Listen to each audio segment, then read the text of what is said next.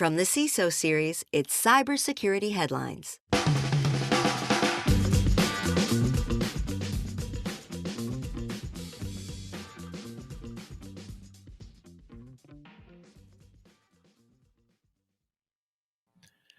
Admins of an MFA bypass service plead guilty. SQL injection able to bypass airport TSA security checks, and Halliburton confirms data stolen in cyber attack. These are some of the stories that my colleagues and I have selected from this past week's cybersecurity headlines. Like a visit to a fish market, we found the freshest catch of the day, and now we're prepared to fillet it up with some insight, opinion, and expertise from our guest, Justin Somaini, the partner over at YL Ventures. Justin, thank you so much for being here. Really appreciate your time. I cannot wait to jump into the news. Rich, thank you so much for having me. And honestly, really excited about talking about these topics today. Yeah, a lot of interesting angles to kind of get into, and it's going to be a good time. Before we jump into it, though, just want to quickly thank our sponsor for today, Scrut Automation. Stay aware, stay ahead, stay compliant. Also, remember, you can join us on YouTube Live. We have our comments going. We've already got some people in there. CCL, I see Michael Vinding. I see the big boss man himself, David Spark, all having some fun in there. We want your comments, your questions, and your take on the news. So be sure to get in there. We do a live stream every single Friday at 3:30. If you have not joined us yet, 3:30 Eastern, that is. So make sure you get over, subscribe to our YouTube channel, and get into it. Before we jump into the news, just want a quick let everybody know that the opinions that Justin is going to express today are his and not necessarily those of his employer. We've got about 20 minutes, though, so let's jump in. Let's get some of those opinions. First up here, admins of an MFA bypass service plead guilty. 3 individuals aged between 19 and 21 have pleaded guilty in a UK court to running an online platform that provided social engineering help to obtain one-time passcodes from customers of various banks and services in the UK. Their agency allegedly helped deliver OTPs for more than 30 online services and some big names in there like Apple Pay for members who paid weekly subscriptions. Couldn't even go monthly on that. They certainly were industrious. These customers were would-be criminals who already possessed a victim's login credentials to a service, but who would also need a one-time password to actually get in. The agency arranged these by making automated scripted calls to a victim using text-to-speech technology and asking for temporary password through spoofed addresses, that kind of stuff. Pretty staple, efficient social engineering at scale here. So, Justin, we can file this story under "You built a better mousetrap, they'll breed smarter mice." MFA is rapidly becoming, if not, it's not already commonplace. It is certainly approaching that kind of a commodity moment here for it, though. We've been hearing about how much we need to move away from passwords, embrace MFA, embrace passwordless, all this kind of stuff. But does this reveal maybe a hole in some of this, this hard-won security transition? I'm curious, what's your take on this? So a little conflicted here. On one half of me, as a partner in a VC, I deeply appreciate the entrepreneurship of this, but missed the mark on the ethics direction. And so, having said that, it does bring up, social engineering has been there and it's not going away. It does also remind me back, if you remember back in the modem dial-up days and having to passwords, etc.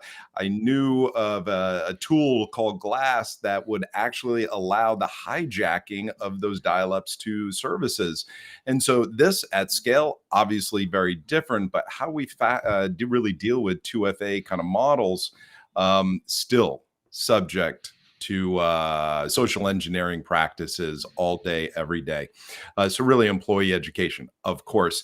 Don't think it's a new attack vector. How do you scale it up and drive a business? Yeah, okay, I get it. Is there any concern that a group of teenagers, people in their early 20s are able to put together seemingly they had some paying customers, I'm assuming here, fairly easy with kind of off-the-shelf tooling here, or is that just this is the new normal? We need better education. We need better ways to find this kind of anomalous behavior. Is this just the new normal? It's the new normal. Yeah. I mean, if until we get better educated employees who go, yeah, I'm not supposed to give this out, so I won't give it out.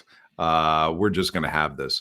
The real interesting thing here, it's all on consumers. It appears to be, which is the Achilles heels. Corporate individuals educated, we got training programs, but how do we protect the constituents across our country from the individual crimes that affect them? That one's a tough one.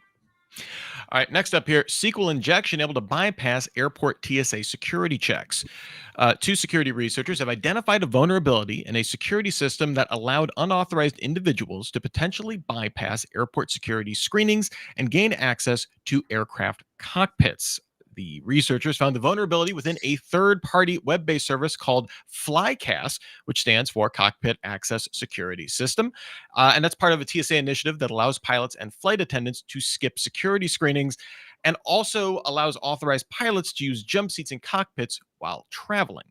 The researchers saw that the FlyCast login system was susceptible to a SQL injection, which allowed them to log in as an administrator for a participating airline and manipulate employee data within the system, also known as pretty bad. So, Justin, perhaps one of those stories that has, buried the lead here. Is there any concern on your part that the FlyCast system exists?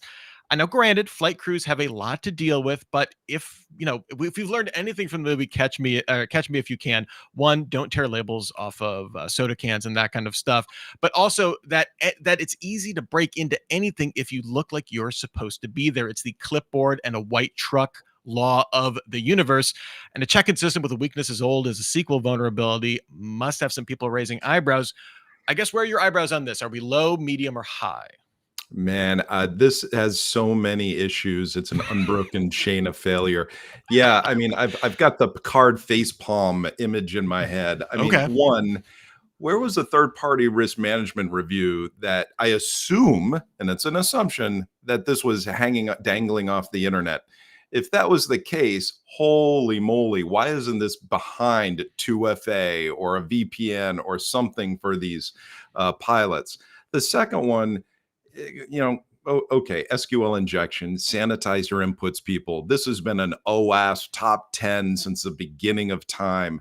Now, AppSec is really hard, yet it hurts. It hurts my AppSec. It hurts my security bone to kind of see something like this.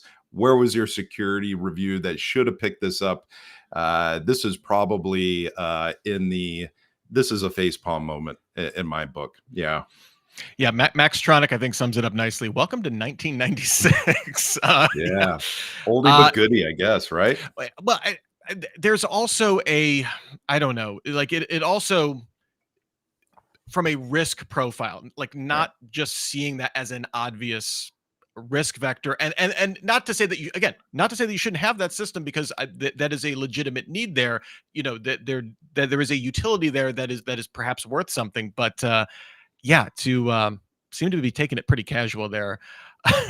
Well, I mean, when you look at the OWASP, sorry, not OWASP, but when you look at the Verizon DBER report, it's been going on for 15 years, and web-based applications being attacked, being the major vector for data loss, is still up there for 15 years, and it's been longer than that. We have security code reviews. This is not breaking new ground here. Where was the governance? It's a really good question. All right, let's move on to a company that people love even more than airlines. Halliburton confirms data stolen in cyber attack. The U.S. oil service giant confirmed Tuesday that corporate data was stolen from its computer systems during a ransomware attack it suffered back in August. Halliburton stopped short of confirming a ransomware extortion scheme, but said significant portions of its IT systems were disrupted. Ransom Hub is being blamed for the attack. Of course, infrastructure attacks, nothing new, but given the role Halliburton has in so many areas of the U.S. energy economy, kind of goes without saying that it has physical and data connections to a lot of other companies. Given the growing trend for sophisticated threat actors to embed themselves deeply inside organizational networks rather than just doing a quick smash and grab, and kind of the wave of third-party risk conversations that we continue to have on this show, I guess, Justin, how does a story like this make you feel? Nervous. Now, a couple things here. One, Halliburton's been around from a security program. They're mature. I've met that team. I've known them for years. They're part of, if my memory serves, a critical infrastructure component. I mean, they've been there, done that on the security side for quite some time. The second thing is ransomware is still not going away. I do think there's some really healthy tactics companies can use to really switch the model of technology that they're using to reduce the risk. But having said that, really sad to see a ransomware attack affect a company like Halliburton. Yes, it is unnerving. It is terrifying. Use the words new normal. It is the old normal because this has been going on for some time. And it is a bit concerning, right? If anybody of the defense industrial base or any of these really key infrastructure components get compromised, it's more than a mom and pop website, no doubt. I do think that it speaks to the, I guess, maturity in living with ransomware that we are at now, where it is not a binary, oh, ransomware attack, bad, not attack. Like I have very many questions. Like, was there a ransom paid? Like what kind of data, what kind of access did they actually have? Like where were they in their systems? Like there's a lot more nuance now to these kind of stories that, yes, certainly any attack on a someone that important to the energy economy, not great. But on the other hand, we have a better understanding of what these attacks, the spectrum of possibilities that these attacks can have, that I think prevents me at least from having the the proverbial staying up at night kind of moment. Yeah, absolutely. I mean, most of the ransomware attacks are encrypt. Here's my link for Bitcoin. They're not really in your network, or they're not pervasive. They're not roaming around. Now, that does happen, no question about it. But the large majority of them are, how do I encrypt your workstation and hold it ransom, or that that data on disk? Mhm. So who knows what the reality is behind the scenes on this particular one? But it does open up a lot of doors of what was the real impact or potential impact. Yeah, we will definitely be keeping tabs on that if more updates come out. So stay tuned to cybersecurity headlines. Before we move on to our next story, I have to spend a few moments and thank our sponsor for today, Scrut Automation. Scrut Automation allows compliance and risk teams of any size to establish enterprise grade security programs. Their best in class features like process automation, AI, and over 75 native integrations reverse compliance debt and help manage risk proactively as your business grows. Visit scrut.io to schedule a demo and learn more. That's SCRUT.io.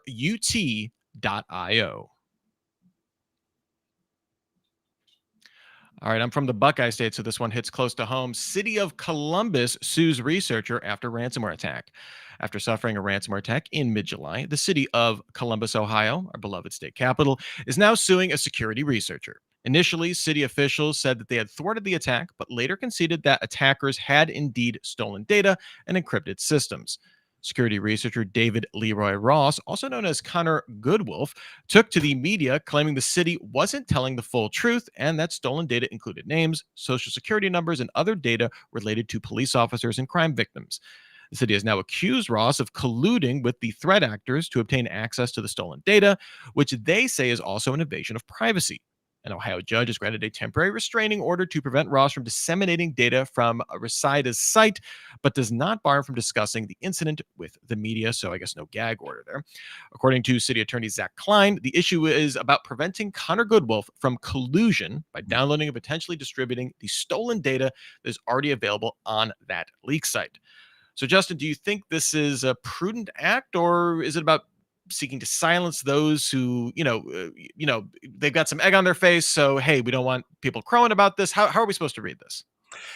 The way I read it is if Columbus did not sue, then they would be knowingly allowing the distribution of their constituents' personal information.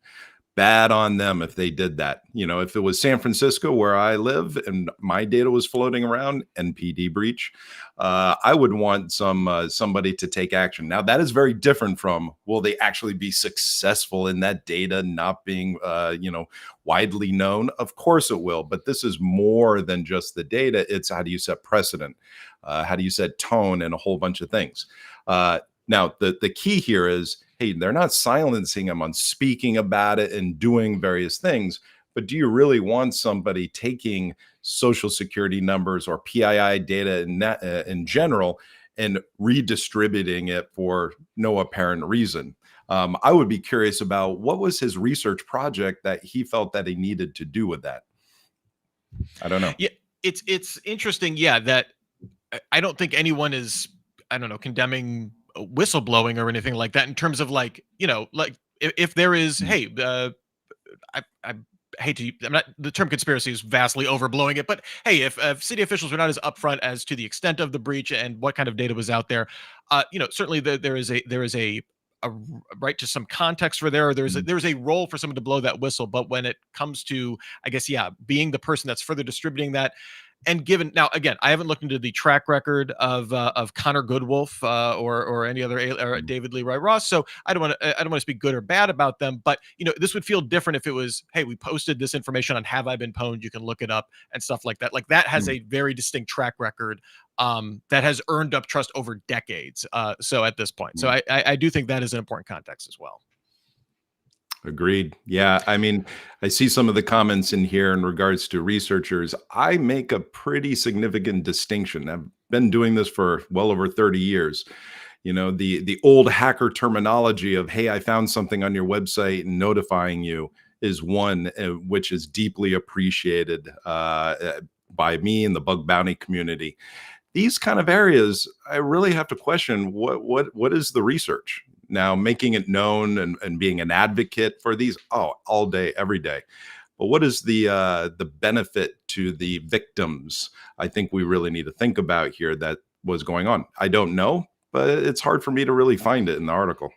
Yeah, CCL in the chat does say before he informed the media, the city denied sensitive data was leaked.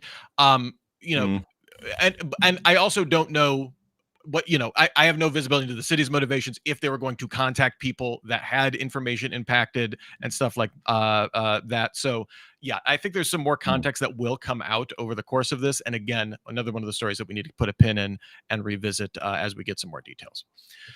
Next up here, GitHub comments push malware masked as fixes.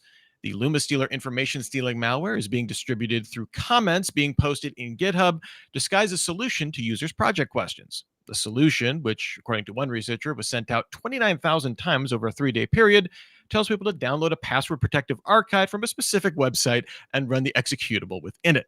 The password is supplied in the message, and the downloaded malware aims to steal cookies, credentials, passwords, credit cards, browsing history across a wide variety of browsers, as well as, you guessed it, crypto wallets, private keys, text files, pretty much anything they can get their hands on. So, Justin, I'm going to file this in my wallet inspector file. Pretty textbook procedure to lead people astray with answers when they're in need of it. Like that's a very old lure here, but shouldn't maybe some spidey sense have gone off when you're asking for, hey, download this executable? Like especially on GitHub, like I feel like there's a greater expectation of basic hygiene. Yeah, I got this is my double face palm moment of the day. It's not general people in the wild. These are actual engineers, coders that should know a little bit better, I assume if they're running around GitHub. Yeah, you know what? Same with sanitize your data. Make sure the things you're going to stick on disk is fairly clean and reputable. You just don't run an executable without knowing its pedigree. Uh, Maybe we're in an age that we are just too trusting of what's going on in the public. I don't know, media and everything else.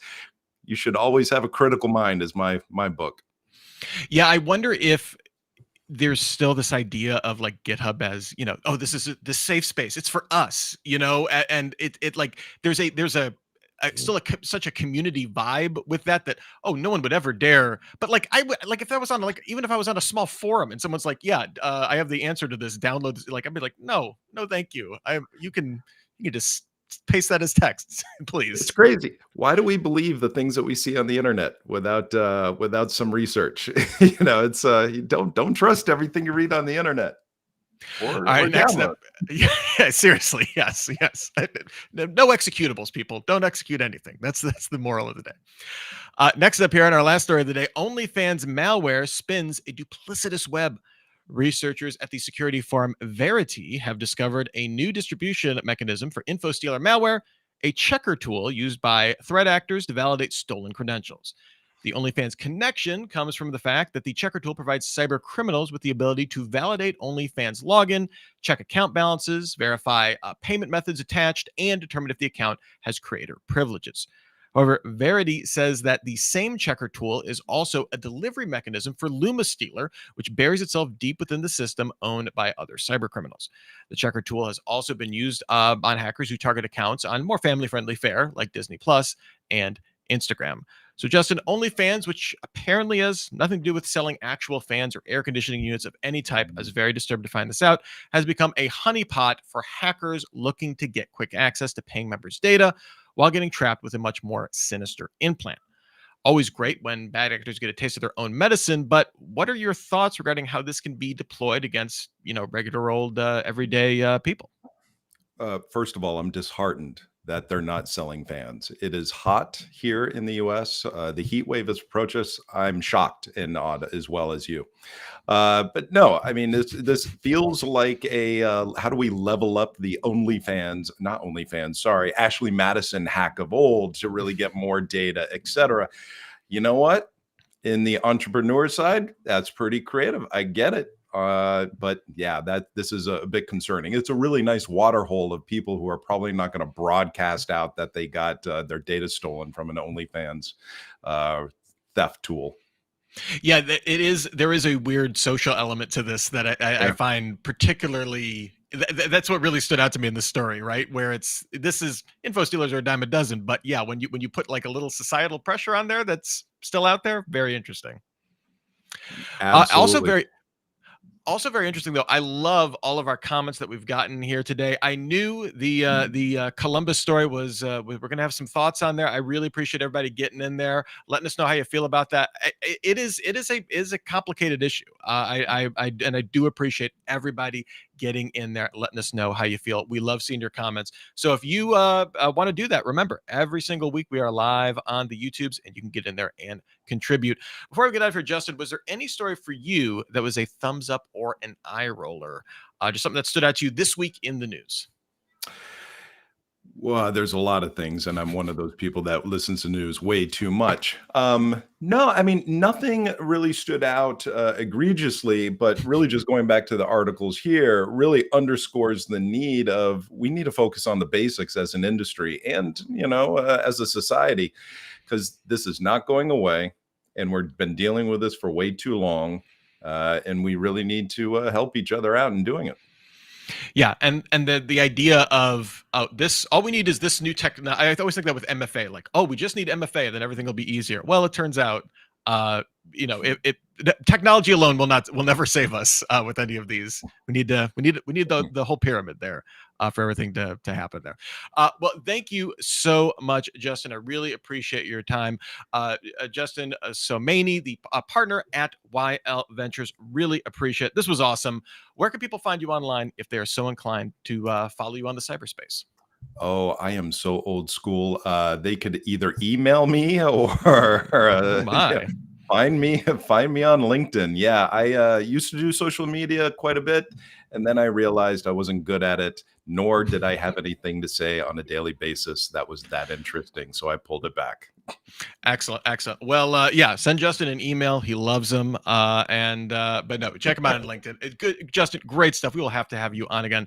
This was really awesome. And thank you also to CCL, for David Cross, for Kevin Farrell, for MR, Mr. I'm going to say that, for Yay, hands raised emoji. I don't know how else to say your name. Thanks everybody for contributing, letting us know how you feel. It makes the show better. It helps inform kind of how we cover this stuff. So thank you once again. And also thanks to our sponsor, Scrut Automation.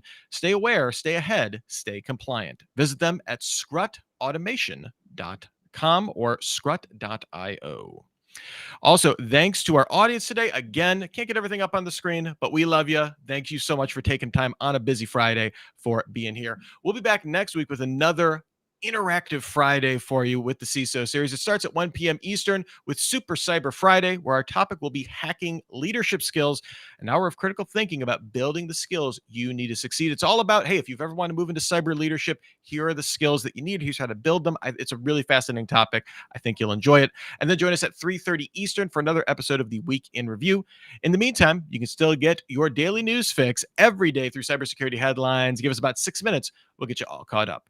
Until the next time we meet, I'm Rich Stroffolino, reminding you to have a super sparkly day.